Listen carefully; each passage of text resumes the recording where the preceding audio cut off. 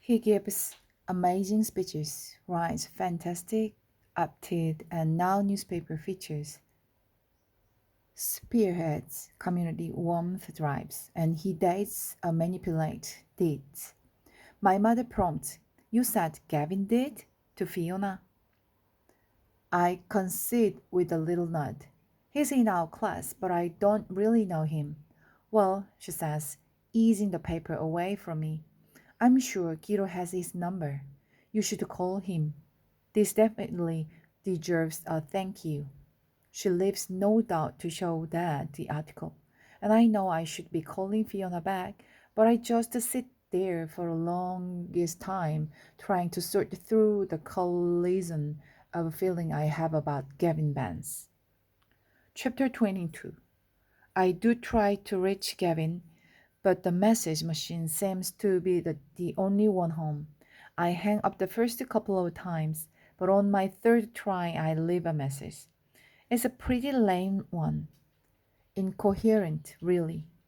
And right before I hang up, I rattle off my phone number, then immediately wish I hadn't. What is supposed to call back for? To tell me to learn to leave a message? I don't even want him to call back. I already said thank you. What's left to say? Still, every time the phone rings, I jump a little.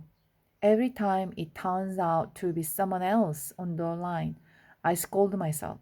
But Monday morning, when he sees me from across the courtyard and leaves Meryl's side to come talk to me, I feel my cheeks flush.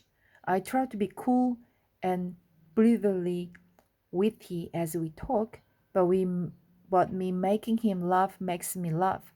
And when he finally goes back to Meryl, I realize that my eyes are shining and my cheeks itch from smiling so much. Suddenly, I feel like crying. What an idiot I am! I escape the courtyard, and for the rest of the week, I avoid him. I stay away from the main hangouts. I hide out in Kiro's classroom or drag Fiona into room 402 at lunch, and I focus on important things like schoolwork and walking. Especially walking. I work really hard on my gait, on my roll off, on mastering ramps.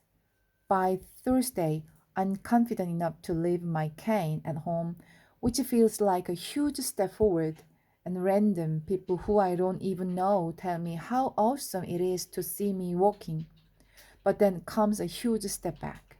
At lunch, Kiro breaks it to Fiona and me that Gavin's newspaper article has brought in only $40. "I don't understand it," he says, ranking his long fingers along his hair. "I was sure there would be an outpouring of goodwill." "Maybe it's still coming," Fiona says. He sighs. "Let's hope. Unfortunately, there's often a deep, wide abyss between good intentions and concrete action. And as unfair as it is, after a few days, any story becomes old news." He looks at me. "It's disappointing, but don't worry. We'll raise the money." Still, I can't help but he discourages it, and Rosa picks up on my mood in math. "What's wrong?" she writes in a note. "The running legs are pipe dream." She slips the note back. "So was walking." Miss Luker is watching me, so I hide the note and focus on the board until Rosa slides another note my way. "Don't look so far ahead." I slip the note into my backpack and find my mood spiraling even further downward. Looking ahead is what's been giving me hope.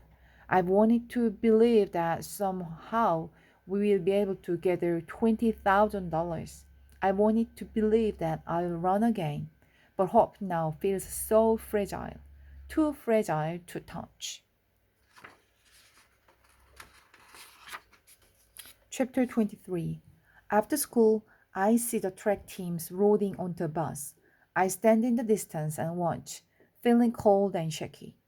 How can they even get on a bus? I remind myself that it's not their first away meet since the wreck. There have been two of them plus the Glenwood relays.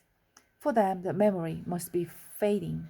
For me, it feels like yesterday. and every tomorrow for as far as I can see. Chapter 24. Friday, when I visit Hank, he's very impressed. Fantastic, he says over and over. Now that's progress. My mom and I exchange glances, and I can tell she's thinking what I'm thinking. Hank seems so different. It's like he's come to life because the monster he's